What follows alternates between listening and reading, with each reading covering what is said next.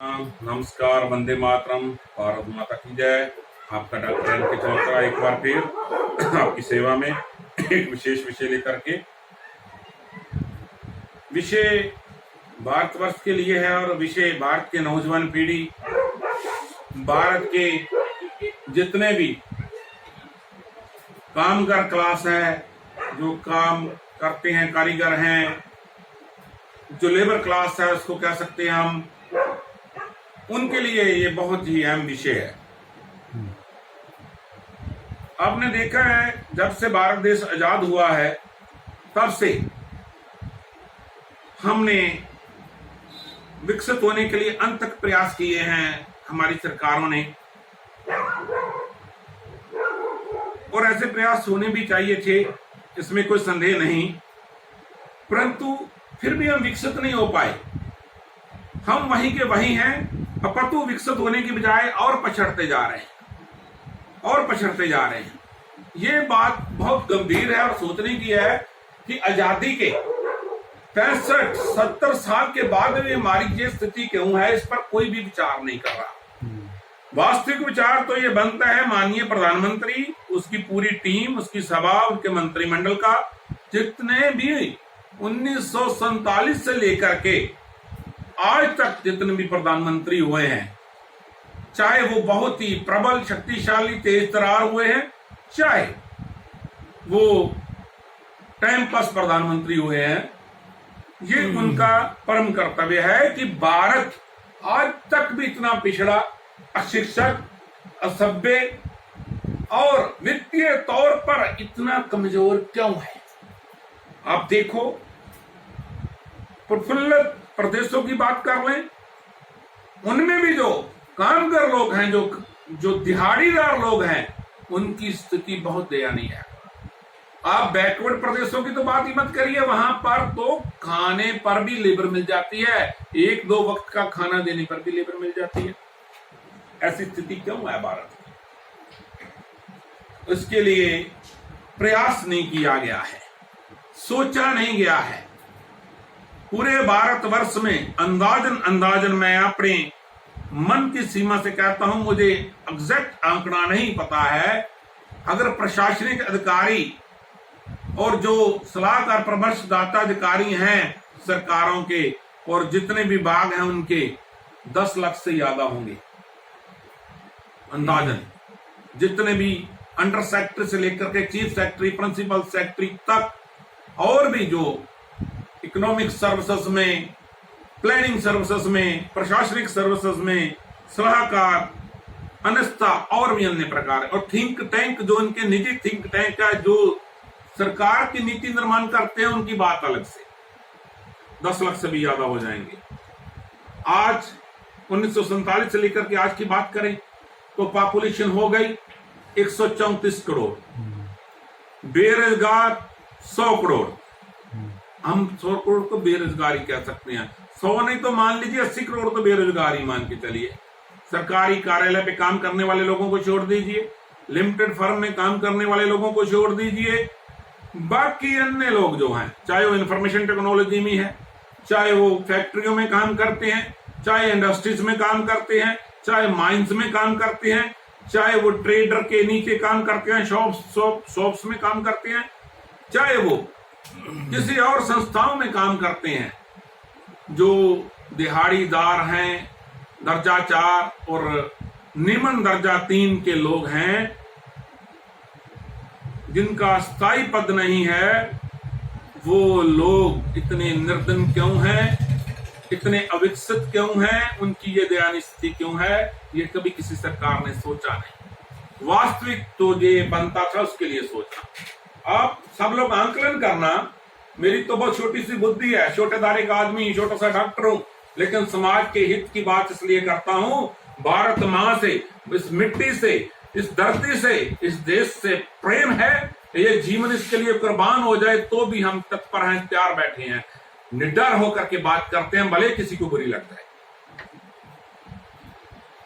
जब भी देश को विकसित करने की बात होती है तो बाहर से, विदेशों से मशीनरी मंगाई जाती है।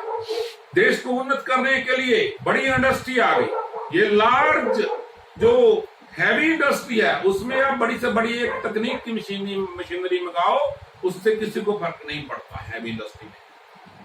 अब मध्यम और निम्न जो मीडियम और स्मॉल स्केल इंडस्ट्री है, अगर वहां पर आप मशीनरी बाहर से ला करके थोपोगे तो देश का यही हाल होगा। सरकारों, जितनी भी भारतवर्ष की सरकार हैं, प्रशासनिक अधिकारी हैं, प्लानिंग बोर्ड के लोग हैं, देश का यही हाल होगा। देखिए, मैं आपको एक एग्जांपल देता हूं टेक्सटाइल इंडस्ट्री की। ये बहुत बड़ी कैपेसिटी वाली मशीनें जो हैं, जो 200-200 लोगों का काम, 500-500 लोगों का काम, 1,000 लोगों का काम, 10-10 हजार लोगों का काम एक मशीन कर लेती है। ये मशीनें उन देशों की कार्ड है, खोज है, जहां पर पॉपुलेशन कम है, जनसंख्या कम है।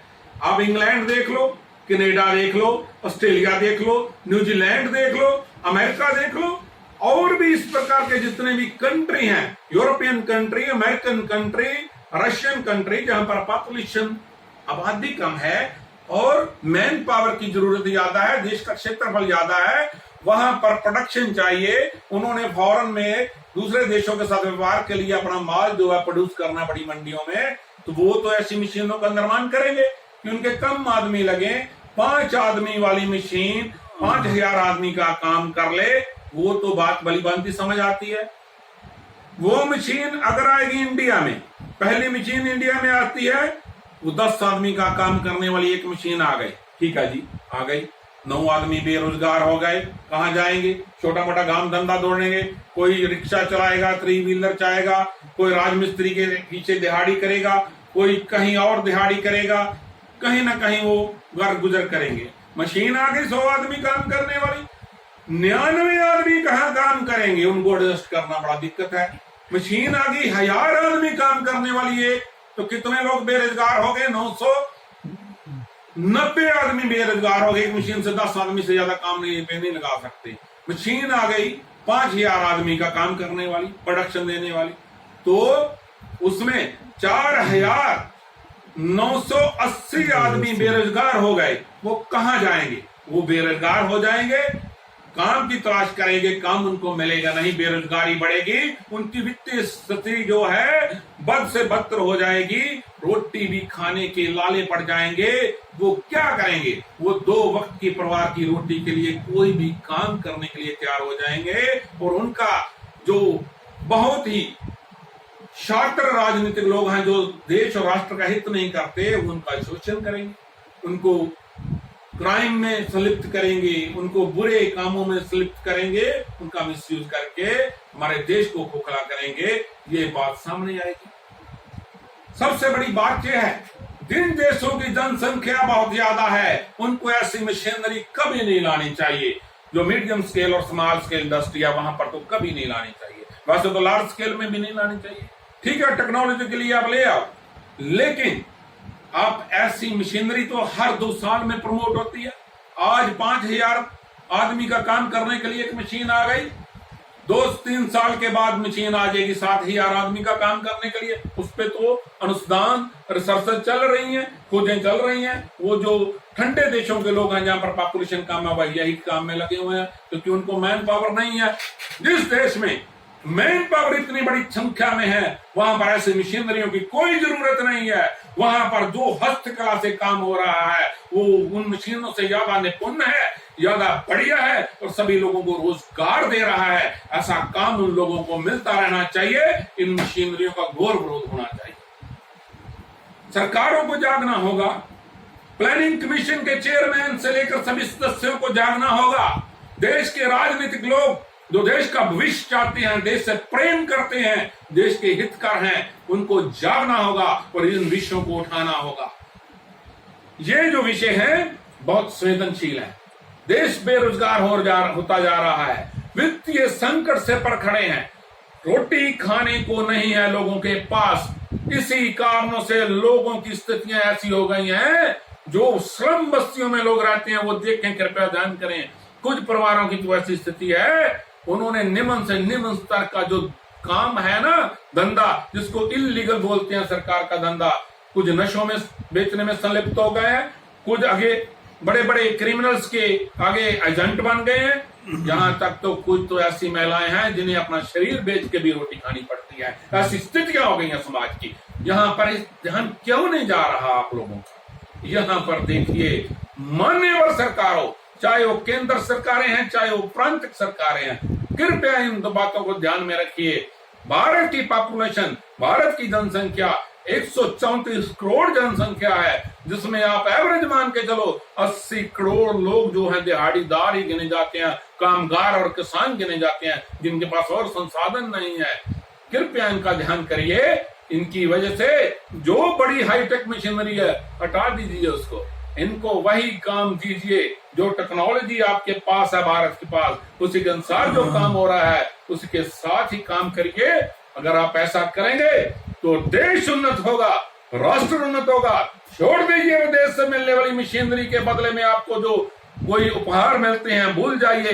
क्या करेंगे उन उपहारों का अगर देश ही नहीं रहेगा? तो इस देश से प्रेम करिए, इस माटी से प्रेम करिए, ये देश आपका है। इसलिए मैं आपसे नहीं निवेदन करना चाहता हूं, कृपया ये जो विदेशों से आने वाली मशीनरी जो है उसको मत लीजिए, और अपने देश में जो मशीनरी लोगों को रोजगार दे रही है, जहां पर 10,000 आदमी काम कर रहे हैं तो 10,000 आदमी को ही काम करने दीजिए। वहां पर एक मशीन ला करके खड़ी करके 9,990 लोगों को बेरोजगार मत करिए। लोग क्या करेंगे? लोगों का जीवन दुश्वार हो जाएगा।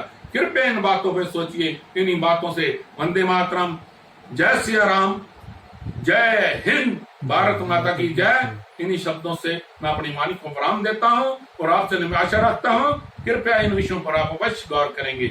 जय सिया राम।